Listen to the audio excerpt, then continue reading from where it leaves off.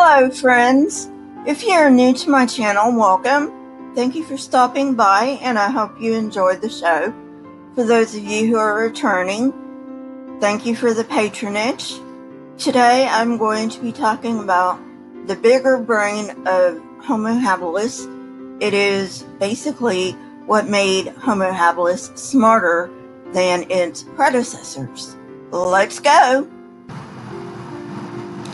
This is part of our path to religion. It is not necessary that you understand the brain of Homo habilis to understand our path to religion, but this is my ballywhack and I'm interested in this, and so I hope you will be too. By the time of Homo habilis, 4 million years had passed since our line and chimpanzees had split from our common ancestor. Yet during that time, hominin brains had grown only slightly larger than that of chimpanzees. About 2 MYA, that suddenly changed. Our modern brains are 3.5 times larger than expected for an ape of our size. Beginning with Homo habilis, our brains began growing disproportionately. This huge growth added approximately 1 billion neurons to the brain of Homo habilis over Australopithecus. However, size isn't everything. It is generally brain mass to body mass that counts, and in that area, humans stand alone. Yet this is not all that makes humans unique in the animal world. Along with brain size, another thing that sets us apart is the specific areas that are enlarged and the connections linking those brain areas. When studying the skulls of Homo habilis, it is evident that cerebral material increased mainly in the frontal and parietal lobes, and less growth in the temporal and occipital lobes. The frontal lobe is where our eyes are. We have 2 parietal lobes behind the frontal lobe, and the temporal lobe is where our ears are. We have 2 of those, and the occipital lobe is in the back.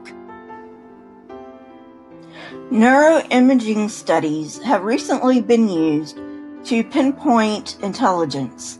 Not surprisingly, these areas are the frontal and parietal lobes and their associated connections. These areas are the product of recent evolution. According to Fletching, the most recent to have evolved is the prefrontal cortex. Most of the brain areas that have expanded are called association areas. That is, they are involved in complex brain functioning, such as assessing input from multiple areas and coordinating responses. A specific area of the frontal lobe, known as the frontal pole, has expanded more than any other area compared to our ancestors. This area is critical to working memory, information processing, emotional processing, and social cognition. Working memory is a special type of short-term memory that we use to solve immediate problems. Additionally, the human frontal pole contains more than 4 times the neurons, or brain cells, of the similar brain area in chimpanzees. Other frontal lobe areas are involved in executive functions, including planning and reasoning. Areas in the parietal lobe perform cognitive, sensory, and visual functions, like deductive reasoning. One particular area in the parietal lobe integrates visual stimuli with mathematical thinking and other cognitive functions. This area was found to be enlarged in Albert Einstein's brain. White matter is largely made up of myelinated axons. They are active in learning and intelligence. Along with increased mass in the frontal and parietal areas, Homo habilis likely also developed white matter tracts that connect these two parts of the brain. There are three major connecting tracts in our brain.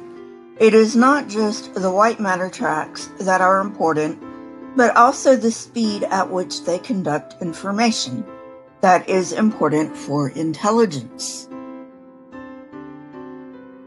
As I've stated before, this stuff can get very, very technical. I have tried to make it as absorbable as possible for you. If you do not understand anything, just contact me and I will explain it. If you like this kind of content, hit the like button, press the subscribe button, and if you would like to be notified when I come out with new content, please hit the bell next to the subscribe button. My Twitter, Discord, PayPal, and email links are in the description, along with the source that I used for this video. Remember, I am now taking requests. You can leave those in the comments. Please leave comments. I love hearing from you. Question everything and never be afraid. Here are a couple of videos from my library. If you have not watched them, go ahead and watch them and tell me what you think. Until next time, friends, goodbye.